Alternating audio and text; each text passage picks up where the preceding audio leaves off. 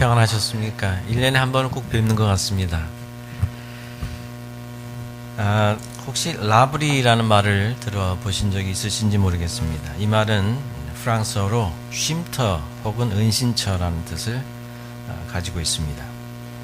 1955년에 미국인 선교사였던 그 프랜시스 셰퍼라는 분이 그의 아내 에디스와 함께 스위스에서 시작한 작은 공동체의 이름입니다. 스위스에는 여러 사람들이 많이 여행을 오는데 그 스위스 산악 지역에 그 여행하는 사람들을 위해서 잠시 쉴 곳, 그러니까 쉴 곳이니까 이제 프랑스어로 라브리겠죠.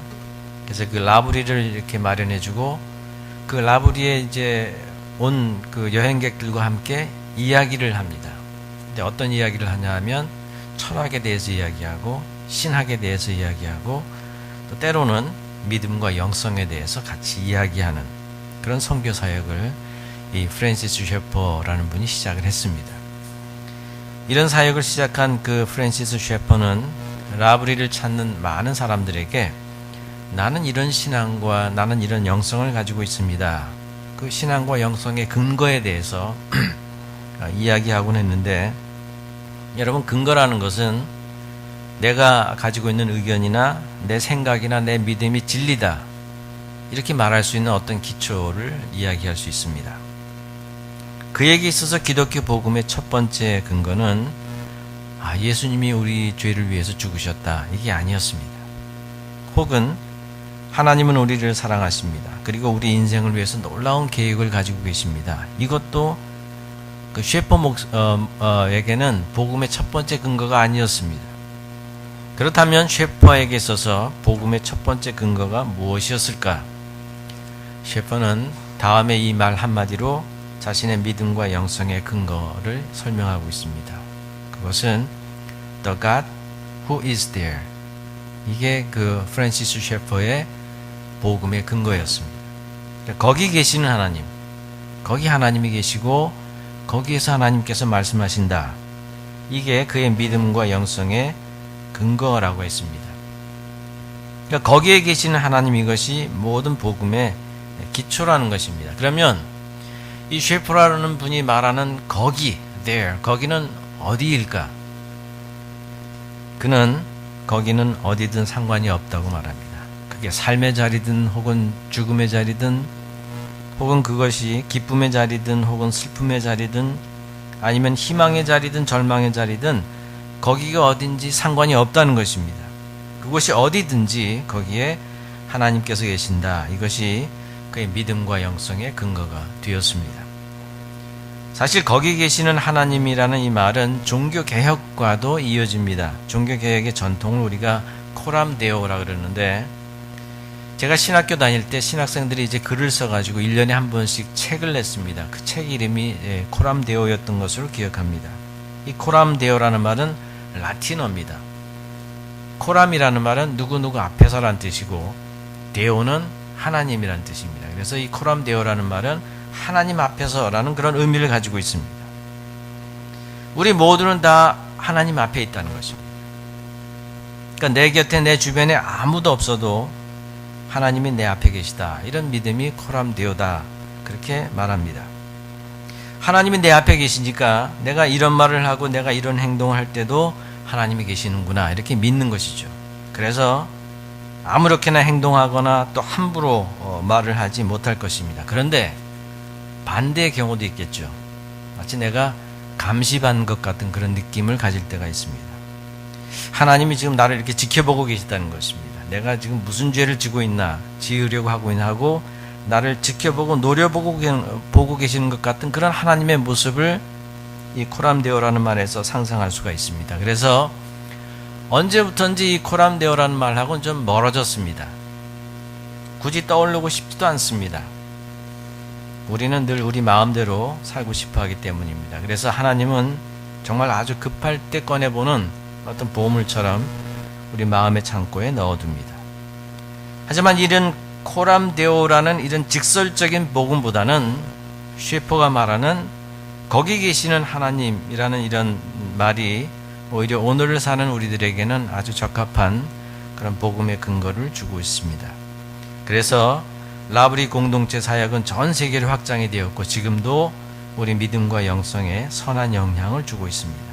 오늘 성경에도 바로 The God who is there, 거기 계시는 하나님이 등장합니다. 바로 욥기입니다.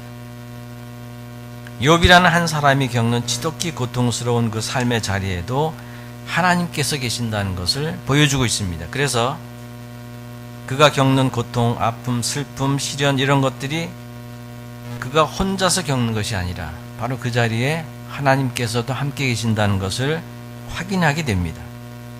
어떻게 이런 일들이 일어날 수 있어? 이런 걸 보면 하나님은 안 계셔 라고 부르짖는 바로 그 자리에도 하나님께서 계신다는 것, 이것이 셰퍼는 믿음과 영성의 기초라고 말씀하고 있는 것입니다. 잘 아시는 것처럼 욥에게 첫 번째 시험이 닥쳤습니다. 가지고 있는 모든 것을 다 빼앗아가는 것입니다. 사탄이 말합니다. 욥이 어찌 까닭 없이 하나님을 경외하리이까? 하나님께서 그를 축복하셨기에 지금 저렇게 하나님을 경외하는 거 아닙니까? 그런데 만일 하나님께서 욥에게 주신 그 모든 축복을 다 빼앗아 버리면, 욥을 쫄딱 망하게 하면 그는 곧 하나님을 저주하고 떠날 것입니다 라고 사탄은 말합니다. 사탄이 얼마나 똑똑하고 예리한지를 우리는 깨닫습니다. 욥이 어찌 까닭 없이 하나님을 경외하리이까? 다 까닭이 있으니까 하나님을 경외하는 것이지요. 욥이 아무것도 바라는 것 없이 하나님을 경외하겠습니까? 먹은 게 없는데 하나님 경외하겠습니까? 저렇게 잘 살고 잘 먹고 있으니까 당연히 하나님을 경외하는 것 아니겠습니까? 다 이유가 있으니까 하나님을 경외하는 것입니다. 이것이 사탄의 논리입니다. 여러분 어떻습니까? 이 사탄의 논리 말입니다. 혹시 우리 속마음까지 다 알고 있어서 놀라지는 않았습니까? 좀 잘 돼야 하나님을 믿지, 가진 것 하나 없는 가난한 사람들이 하나님을 믿겠냐? 잘 되려고 하나님 믿는 거지, 되는 일 하나 없으면 누가 하나님을 믿겠냐? 이런 논리입니다. 하지만 하나님은 욥을 믿었습니다. 결국 사탄은 욥의 몸에는 절대로 손을 대지 말아라, 이런 조건과 함께 하나님의 허락을 받고 욥의 모든 소유를 다 빼앗아 버립니다.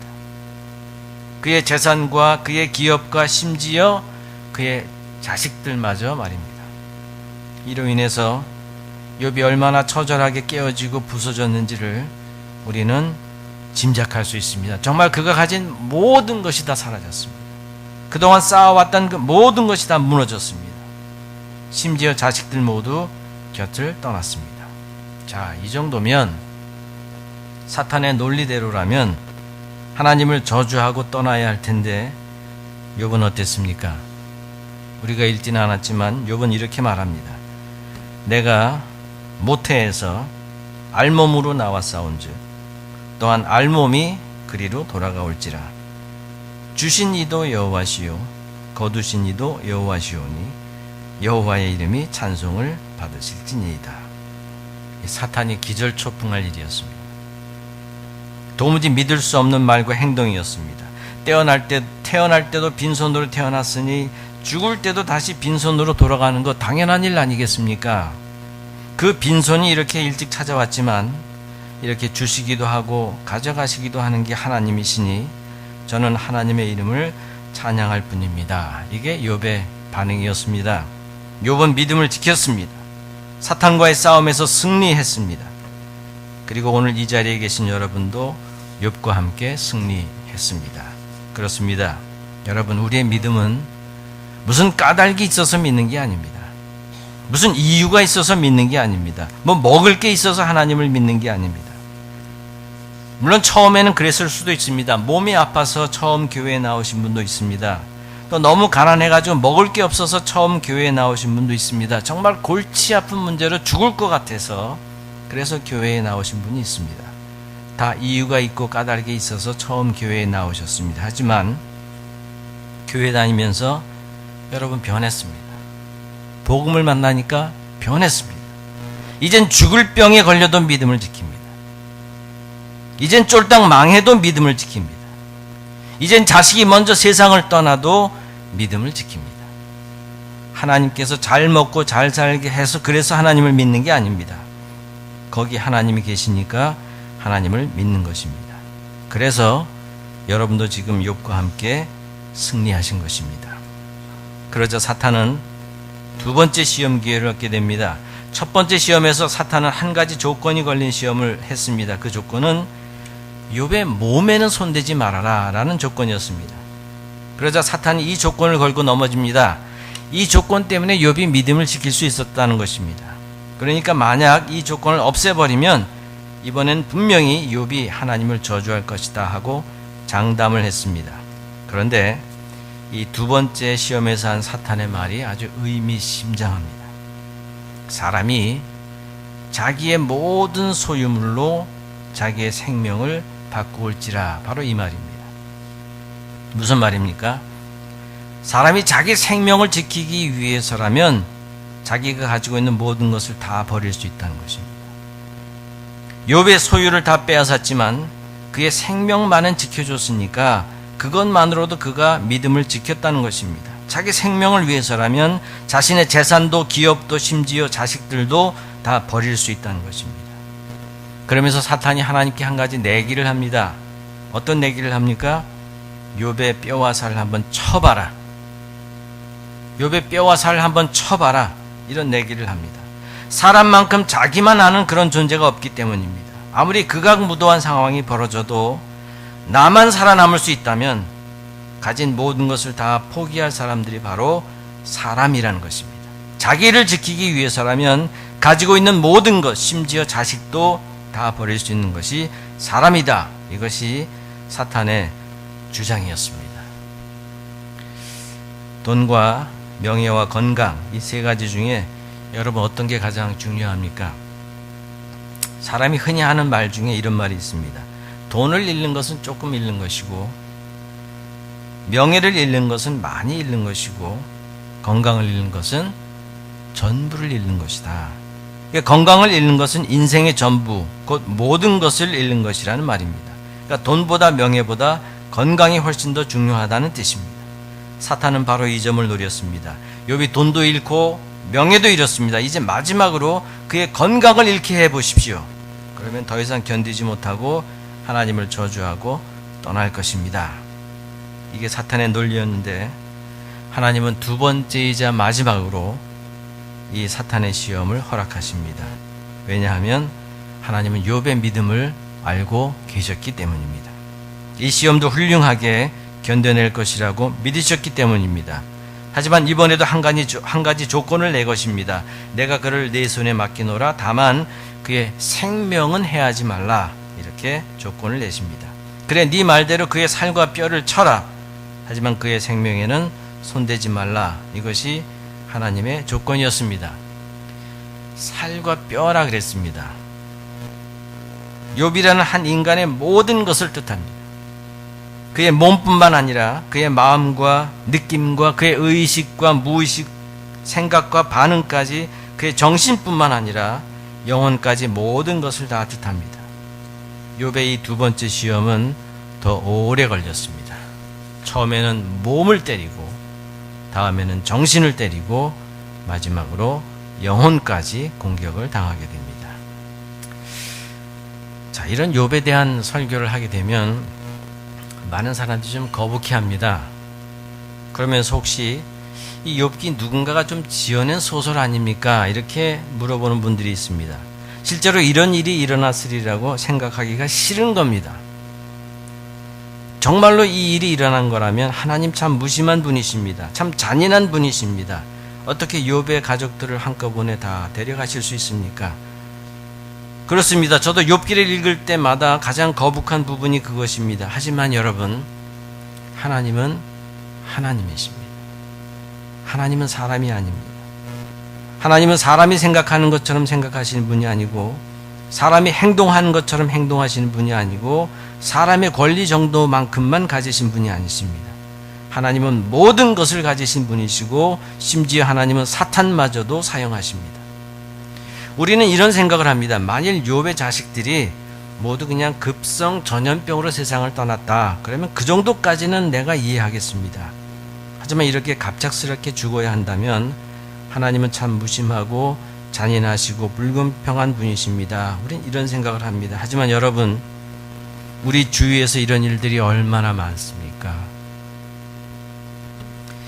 그 레이크타워라는 곳 아마 여러분 잘 아실 겁니다. 레이크타워에서 기독교 쉼터를 운영하는 젊은 부부가 있었습니다.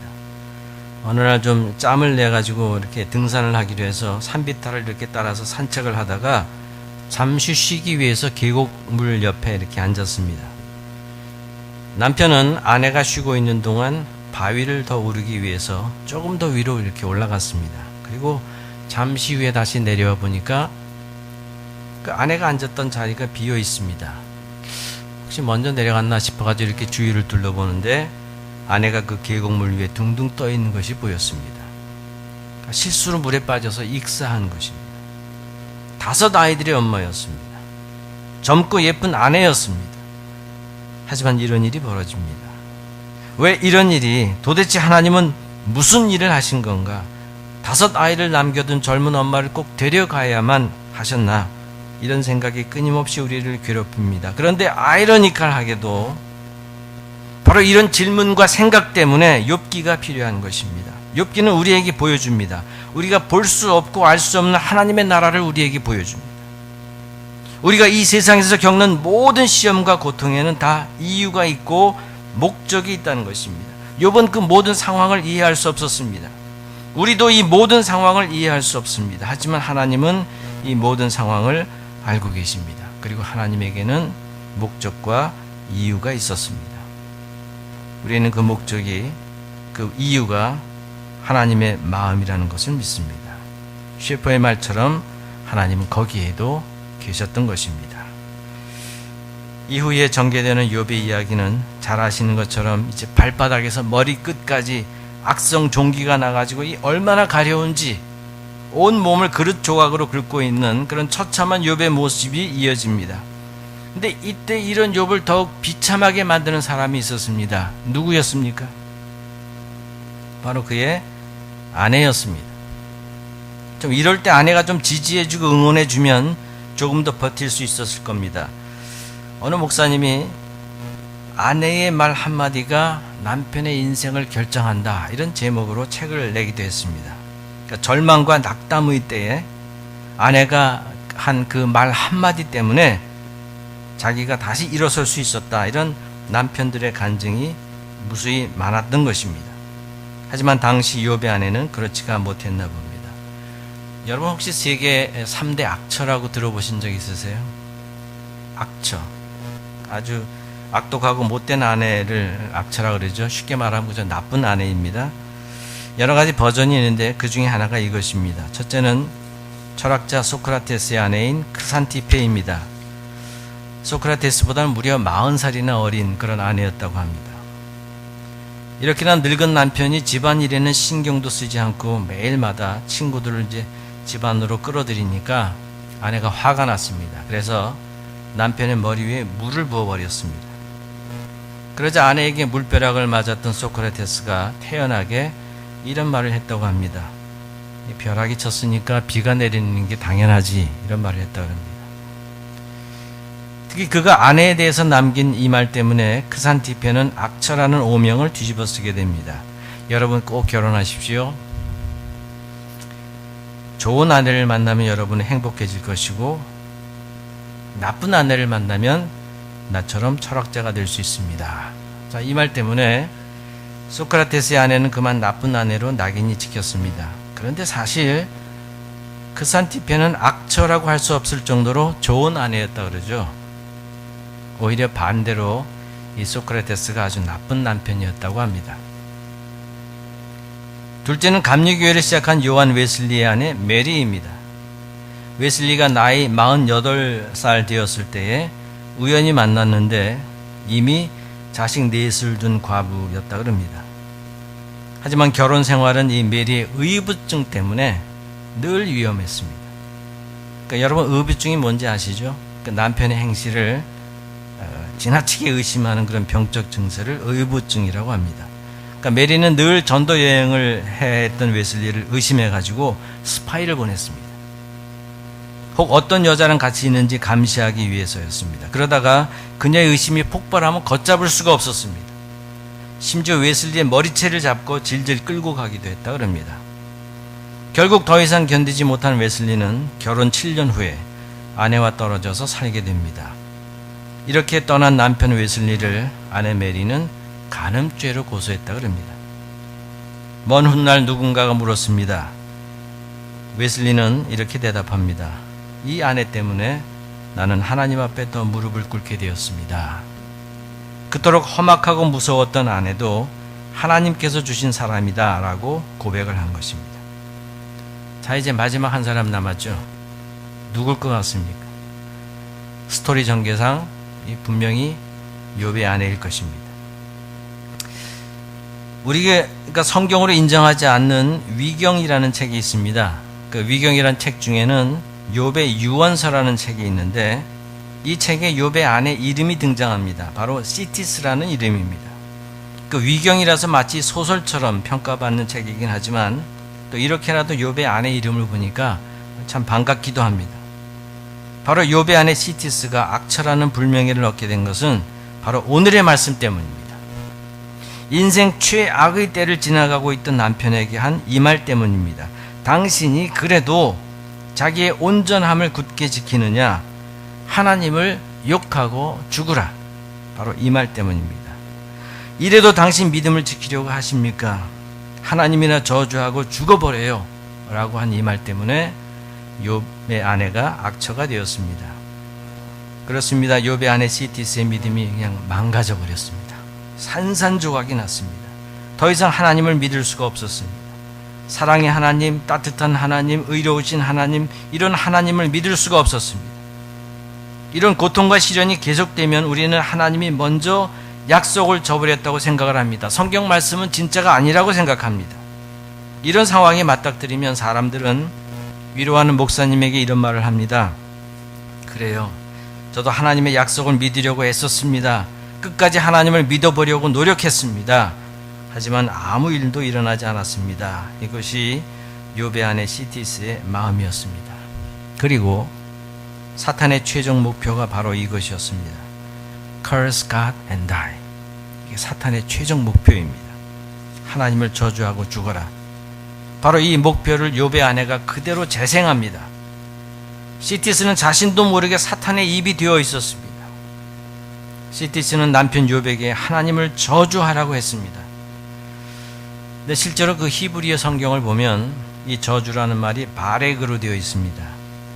지금도 여러분 오바마 대통령 좋아하시는 분이 많이 계시리라고 생각이 됩니다. 오바마 대통령의 이름은 버락 후세인 오바마입니다. 여기 나오는 이 버락이라는 말이 바로 성경의 바렉입니다. 그럼 오바마 대통령 이름에 이 버락이라는 말, 저주라는 말을 넣었을까? 여러분, 바렉이라는 말의 뜻은 저주가 아니라 오히려 축복입니다. 그러니까 오바마 대통령의 이름 버락은 축복이라는 히브리 아랍어에서 나온 것입니다. 바렉은 축복입니다. 그래서 본래 히브리어 성경은 하나님을 축복하고 죽어라 이런 말입니다. 그러나 거의 모든 성경은 하나님을 저주하라로 번역했습니다. 그렇게 번역한 이유는 욥의 아내가 비꼬아서 한 말이기 때문입니다.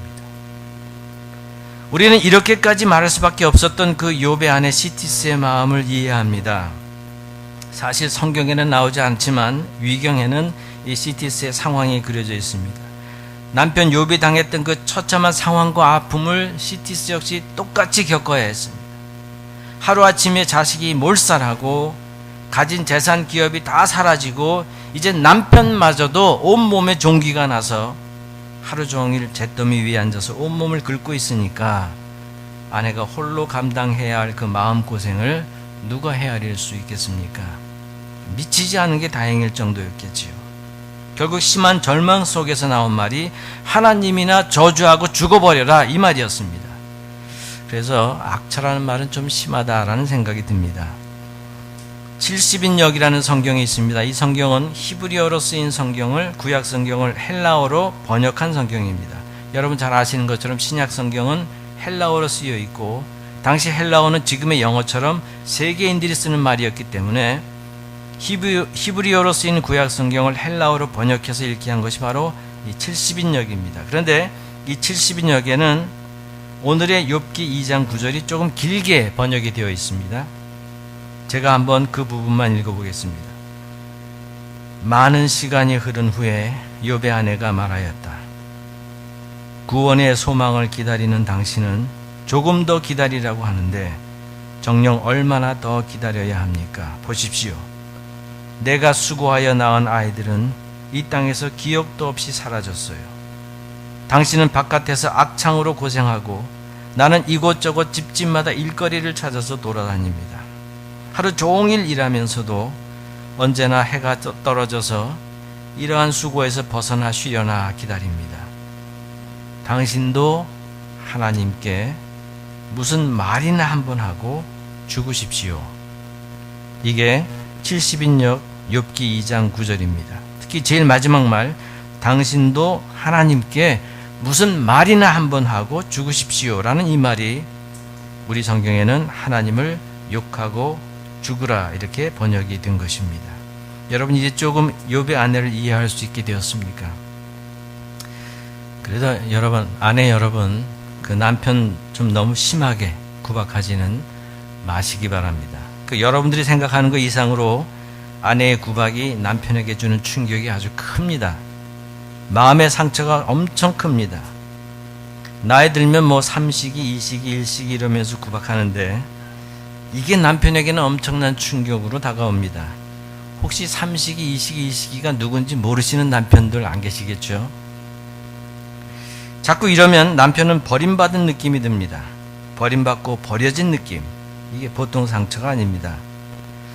얼마 전 그 사업에 실패해서 의기소침해 있던 남편에게 개 돼지만도 못하다 이렇게 구박하던 아내가 그만 남편에게 살해당했다 이런 뉴스를 봤습니다.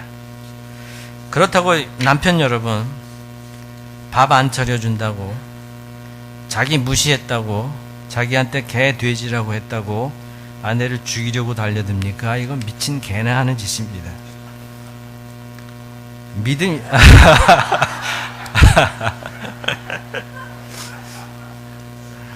죄송합니다. 믿음이 있다면 오늘의 욥처럼 이렇게 대해야 됩니다. 욥이 어떻게 대응했습니까? 불같이 화를 내며 입에 담지 못할 말로 욕을 했습니까? 아니요. 그 상황에서도 그는 침착했습니다. 욥이 뭐라고 그랬습니까? 아니, 어리석은 여자같이 그런 말을 하시오. 이게 욥의 대답이었습니다. 아니, 내가 아는 당신은 이렇게 어리석은 여자가 아닌데 왜 어리석은 여자들이 하는 말을 하십니까? 욥의 대답은 당신 바보 아니야? 아니, 당신 믿음이 있는 여자야? 이게 아니었습니다. 욥은 이미 아내 시티스의 마음을 잘 알고 있었습니다. 그래서 지금 이런 상황이라면 나에게 저런 말을 할 수밖에 없겠지, 이런 마음이어서 아내에게 이렇게 말을 할 수가 있었던 것입니다. 저도 뭐 같은 남편이지만 참 존경스럽습니다. 얼마나 사려 깊고 따뜻해야지 저런 말이 나올 수 있을지 깊이 회개하고 있습니다. 이토록 엄청난 시련 이후에 욥의 아내가 어떻게 되었습니까? 이후 욥의 아내가 어떻게 되었는지에 대해서는 우리 성경에 나와 있지 않습니다. 단지 위경에 따르면 이후 무려 18년 동안 손수일에서 욥에게 먹을 것과 마실 것을 마련해 주었다, 이렇게 기록하고 있습니다. 하지만 우리가 확실히 알고 있는 것 하나가 있습니다. 그것은 욥의 아내가 마지막까지 남편 곁을 떠나지 않았다는 것입니다. 그리고 욥 또한 아내를 버리지 않았다는 것 말입니다. 여러분 어떻게 할 수 있습니까? 성경은 이후에 욥이 아내를 통해서 아들 7, 딸 3을 다시 얻었다고 기록하고 있습니다. 욥과 그의 아내 시티스의 그 무엇으로도 끊을 수 없는 부부의 사랑을 깨닫게 됩니다. 아마 믿음도 사랑도 소망도 더 커졌겠지요. 하지만 욥도 아내도 욥이 스스로 한 이 말은 평생 마음에 새겨졌을 것입니다. 우리가 하나님께 복을 받았은즉 화도 받지 아니하겠느냐, 바로 이 말입니다. 이 말씀이 오늘 설교 제목과 연결됩니다. 욥이 아내에게 말합니다. 우리가 하나님께 토부를 받았은즉 라도 받지 아니하겠느냐. 이 토부와 우리말로는 복과 화입니다. 히브리어 사전에 따르면 이 토부라는 말에는 3가지 중요한 뜻이 있는데 첫 번째는 굿입니다. 좋은 것입니다. 우리는 하나님께로부터 좋은 것을 받습니다. 두 번째는 pleasant입니다. 즐거운 것입니다. 좀 더 세속적으로 말하면 재미있는 것입니다. 셋째는 agreeable입니다. 내가 인정할 만한 것입니다. 이게 토부입니다. 좋은 것, 즐거운 것, 인정받을 만한 것, 욥은 이 모든 것을 하나님께서 내게 주셨다 이렇게 말합니다. 우리에게도 이런 믿음이 있습니다. 지금 우리가 누리는 이 모든 축복과 이 모든 행복과 이 모든 평안은 하나님께서 주신 것이라는 그런 믿음이 우리에게 있습니다. 그런데 욥은 아내에게 이런 토부뿐만 아니라 우리는 라도 받는다는 것을 잊지 말아라 이렇게 말합니다. 라에도 중요한 세 가지 뜻이 있습니다. 첫째는 bad입니다. 나쁜 것입니다. 흉한 것입니다. 둘째는 unpleasant입니다. 불쾌한 것입니다. 화가 나고 짜증이 나는 것입니다. 재미라고는 눈꽃만큼도 없는 것입니다. 셋째는 disagreeable입니다. 도무지 받아들일 수 없는 것입니다. 인정할 수 없는 것입니다. 내가 왜 이걸 받아야 됩니까? 내가 왜 이걸 겪어야 됩니까? 이러면서 받아들이지 못하는 것입니다. 이것이 라입니다. 그러나 욥은 하나님께서 이런 것도 우리에게 주신다는 것을 잊지 말라고 말씀합니다. 오늘 욥은 우리에게 인생이 무엇인지를 말해줍니다. 인생은 복과 화가 마치 실처럼 엮여 있는 것입니다. 그렇기에 우리의 인생은 좋을 때에만 살 가치가 있는 게 아닙니다. 나쁜 때에도 살 가치가 있는 것이 인생입니다. 즐겁고 행복할 때만 살 가치가 있는 것이 아닙니다. 재미없고 힘들어도 살 가치가 있는 것이 인생입니다. 인생이 힘들고 재미없고 고통스러우면 모든 것을 포기하라는 것은 하나님을 믿는 우리들에게는 통하지 않습니다. 우리는 지금도 하나님께서 주신 복에 감사하며 기쁨으로 살아갑니다. 하지만 가끔 우리가 생각지도 못했던 어려움을 주십니다. 사탄은 그럴 때 우리에게 말합니다. 하나님을 저주하고 죽어라 말합니다. 하나님과 싸우라고 부추깁니다. 화를 내고 짜증을 내고 후회하고 신앙생활도 포기하라고 말합니다. 하지만 우리는 그러지 않습니다. 왜 그렇습니까? 우리가 누려온 그 모든 복도 하나님께서 주신 것인데 어찌 재앙이라고 해서 못 받는다 하겠냐는 것입니다. 그렇습니다. 토부와 라는 끊임없이 우리에게 다가옵니다. 둘 다 하나님께서 주신 것이라고 믿고 우리는 받아냅니다. 그리고 이것이 예수님께서 말씀하신 세상을 이기는 믿음입니다. 자, 이랬던 욥이 겪었던 마지막 시험은 바로 절망이라는 시험이었습니다. 많은 영성가들은 이를 영혼의 어둠이라고 표현합니다. 욥은 의인이었습니다. 온전한 사람이었습니다. 흠잡을 데가 없는 사람이었습니다. 정직한 사람이었습니다. 진실하고 솔직한 사람입니다. 거기다 하나님을 두려워하는 사람이고 믿음의 사람이었습니다. 악에서 떠난 사람이었고 악을 멀리하는 사람이었습니다. 그래서 사람으로서는 견딜 수 없는 재난과 슬픔이 닥쳐도 하나님을 향한 두려움, 하나님을 향한 경외는 결코 버릴 수 없는 그런 사람이었습니다. 이랬던 욥이었는데 여러분 욥기를 계속 읽어가다 보면 이후에 욥이 어떻게 변하는지를 알 수 있습니다. 그는 심지어 자신이 태어나지 말았으면 더 좋았을 것이다 라는 망발까지 하게 됩니다. 모든 이들이 자신이 태어난 날을 자랑하고 축하하지만 욥은 자신의 생일을 저주했습니다. 말로 다 표현할 수 없는 인생의 밑바닥을 헤매게 됩니다. 끝이 보이지 않습니다. 빛도 보이지 않습니다. 그러니 희망도 없습니다. 우리는 이런 것을 절망이라고 합니다. 이럴 때 우리는 차라리 죽는 게 낫다고 부르짖습니다. 욥이 바로 이 인생 밑바닥을 겪게 됩니다. 죽음보다 더 깊은 절망입니다. 그래서 욥은 이렇게 울부짖습니다. 사면으로 나를 헐으시니 나는 죽었구나. 내 희망을 나무 뽑듯 뽑으시고. 한글 그 새번역 성경은 이 구절을 좀 더 생생하게 번역했습니다. 내 온 몸을 두들겨 패시니 이젠 내게 희망도 없다. 나무 뿌리를 뽑듯이 내 희망을 뿌리채 뽑아버리셨다. 여러분 실감이 나십니까? 욥의 심정이 어떠했는지. 그래서 어느 철학자는 절망을 죽음보다 더한 것이라 했습니다. 이런 경험은 욥만 겪은 것이 아니었습니다.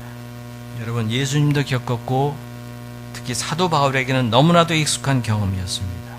하지만 예수님도 사도 바울도 이 단계를 넘어섰습니다. 단순히 받아들이는 것을 넘어서 그 다음 단계로 나아갔습니다. 예수님은 이렇게 고백하십니다.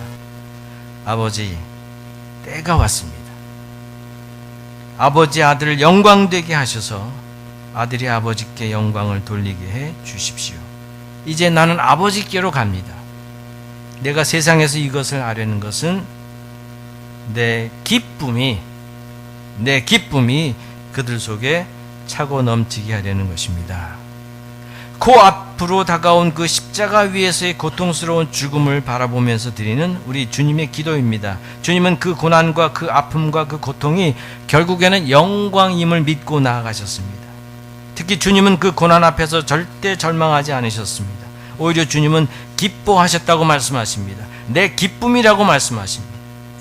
그리고 그 주님의 기쁨이 제자들 속에도, 여러분들 속에도 차고 넘치게 될 것이라고 말씀하십니다. 그렇습니다. 이 주님의 기쁨이 우리의 것입니다. 만약 우리가 고난 속에서도 정말 기뻐할 수 있다면 그 기쁨은 바로 주님의 기쁨입니다. 사도 바울도 이 놀라운 영적 능력을 지니고 있었습니다. 고린도 교회에 보낸 편지에서 바울은 이렇게 고백합니다. 형제들아, 우리가 아시아에서 당한 환난을 너희가 모르기를 원하지 아니하노니 힘에 겹도록 심한 고난을 당해서 살 소망까지 끊어지고 우리는 우리 자신이 사형 선고를 받은 줄 알았으니 이는 우리로 자기를 의지하지 말고 오직 죽은 자를 다시 살리시는 하나님만 의지하게 하심이라. 얼마나 고난이 힘에 겨웠으면 살 소망까지 끊어졌겠습니까? 하지만 바울은 이 지독한 고난 속에서 하나님의 뜻을 깨달았습니다. 그가 깨달은 하나님의 뜻은 무엇이었습니까? 우리로 자기를, 곧 나를 의지하지 말고 오직 하나님만 의지하게 하시려고 이 고난을 주셨다는 것입니다. 바울이 믿는 하나님은 어떤 하나님이셨습니까? 죽은 자를 다시 살리시는 하나님이셨습니다. 바로 부활의 하나님이셨습니다. 그렇습니다. 우리 하나님은 부활의 하나님이십니다. 죽은 이를 다시 살리시는 하나님이십니다. 바울만이 아닙니다. 사도 베드로 역시 이렇게 권면합니다. 여러분이 지금 잠시 동안 여러 가지 시련 속에서 어쩔 수 없이 슬픔을 당하게 되었다 하더라도 어떻게 하라고요? 기뻐하십시오. 왜요? 많은 시련으로 아픔과 고통을 겪게 되었는데 왜 베드로는 기뻐하라고 말씀하십니까? 하나님께서 여러분의 믿음을 단련하고 계시기 때문이라는 것입니다. 이처럼 우리가 기뻐할 수 있는 이유는 지금 내가 겪는 고난 그 뒤에 하나님의 뜻이 있기 때문입니다. 그렇습니다. 믿음의 사람들에게도 이런 순간들이 있습니다. 그것도 한 번이 아니라 여러 번 말입니다. 때론 절망하고 때론 포기하고 때론 다시 희망하다가 다시 단념하고, 그런데 이게 나에게만 일어나는 일이 아닙니다. 토부와 라가 이리저리 얽히고 설켜서 우리의 믿음을 이렇게 만들어 나갑니다. 우리 삶의 토부의 때가 오면 즐거워하고 감사하며 살면 됩니다. 우리 삶의 라의 때가 오면 희망하고 기도하며 살면 됩니다. 왜냐? 어차피 우리 모두는 하나님의 사랑 안에 있기 때문입니다. 그렇습니다. 우리는 하나님께 항변합니다. 하나님, 이제 더 견딜 수 없습니다. 이제 저는 더 이상 참을 수 없습니다. 사는 게 아무 의미가 없습니다. 내게 더 이상 믿음도 소망도 사랑도 아무 의미가 없습니다. 그러니 이제 저를 데려가 주십시오. 이렇게 항변합니다. 하지만 이에 대해서 하나님은 우리에게 말씀합니다. 아니야, 넌 견딜 수 있어. 넌 참을 수 있어. 너의 삶에는 의미가 있어. 너의 삶은 아름다워. 더 사랑하고 더 믿고 더 소망하며 살 수 있어. 나를 믿고 다시 한번 일어서 봐. 내가 도와줄게. 이것이 욥기를 통해서 깨닫는 우리를 향한 하나님의 말씀입니다. 덴마크의 철학자 쉐안 키에르케고어가 이런 말을 했습니다. 내가 하나님을 완벽하게 알 수 있었다면 나는 하나님을 믿지 않았을 것입니다. 내가 하나님을 완벽하게 알 수 없기에 나는 하나님을 믿을 수밖에 없습니다. 하나님을 믿으며 사는 것이 힘듭니까? 그 이유는 하나님께 순종하기가 힘들어서입니다. 라고 말했습니다. 우리가 평생 하나님을 믿으며 살아왔지만 사실 하나님에 대해서 아는 게 별로 많지 않습니다. 그래도 지금 우리가 믿음을 지킬 수 있는 것은 하나님께서 하신 그 모든 일에 우리가 순종하고 있기 때문입니다. 만약 순종하기가 힘들었다면 하나님을 믿으며 사는 게 힘들 수밖에 없었을 것입니다. 주님 말씀하십니다. 세상에서는 너희가 환난을 당하나 담대하라. 내가 세상을 이기었노라. 여기서 주님은 세상을 이겼다고 선언하십니다. 이어서 사도 요한도 자기 경험을 통해 이렇게 증언합니다. 세상을 이기는 승리, 세상을 이기는 이김은 이것이니 곧 우리의 믿음이니라. 이 요한의 말씀은 두 가지로 해석이 가능합니다. 첫째는 이 세상을 이길 수 있는 힘이 우리에게 있는데 그게 바로 믿음이라는 해석입니다. 믿음으로 우리는 이 세상을 이길 수 있습니다. 하지만 또 다른 해석이 가능한데 그것은 지금 우리가 세상을 이기고 있다는 증거가 있다는 것입니다. 내가 지금 세상을 이기고 있다는 증거가 있는데 그 증거는 바로 내가 지금 가지고 있는 믿음이라는 것입니다. 저는 둘 다 참 마음에 듭니다. 여러분, 이 세상을 이길 수 있는 유일한 힘은 믿음입니다. 또 우리가 지금 이 세상에서 승리하는 삶을 살고 있다는 유일한 증거 역시 우리의 믿음입니다. 누군가 그랬습니다. 인생은 계절과 같다고 말합니다. 겨울이 지나면 봄이 오고 봄이 지나면 여름이 오는 것. 하지만 겨울에서 여름으로 바로 건너뛸 수는 없습니다. 그것처럼 어쩔 수 없이 찾아오는 봄, 맞이하고 받아들이는 것. 때로는 어쩔 수 없이 찾아오는 봄, 그것이 고통이고 그게 아픔일 수 있지만 그래도 내가 어쩔 수 없는 것이기에 받아들이고 이겨내는 것, 그것이 우리의 인생이 아닌가 싶습니다. 지금 깜깜한 밤을 보내고 계십니까? 모든 것이 다 어둡고 캄캄하기만 합니까? 시편 30편 5절 말씀입니다. 주님의 노염은 잠깐이요 주님의 은총은 평생이로다. 저녁에는 울음이 깃들일지라도 아침에는 기쁨이 오리로다. 우리 성경에는 저녁이라고 번역되어 있지만 대부분 다른 번역 성경은 밤이라고 번역을 했습니다. 고난과 슬픔으로 밤새 펑펑 울었지만 아침에는 기쁨이 올 것이라고 우리는 믿습니다. 특히 주님의 노여움 진노는 잠깐 간다고 했습니다. 영어 성경에 only a moment라고 했습니다. 주님의 진노는 잠깐, only a moment이지만 주님의 은총은 얼마나 간다고요? 평생 간다고 했습니다. lifetime입니다. 이 평생의 은총을 믿고 오늘도 하나님께서 주시는 토부와라, 복과 화를 기쁨으로 받아내며 주님처럼, 사도 요한처럼, 그리고 수많은 우리 믿음의 선배들처럼 세상을 이기는 그런 믿음을 지키시는 여러분들이 되시기를 간절히 축원합니다. 기도하겠습니다. 사랑하는 하나님 아버지, 때로는 우리가 알 수 없는 그러한 라가 찾아올 때도 있지만 결국에는 우리가 다 하나님의 사랑 안에 있음을 확인하며 믿음을 지키며 나아가는 저희들을 도와주시고 힘을 주시고 하나님의 목적과 이유를 이루어 나가는 그런 저희 모두가 되게 하여 주시옵소서. 예수님의 이름으로 간절히 기도하옵나이다. 아멘.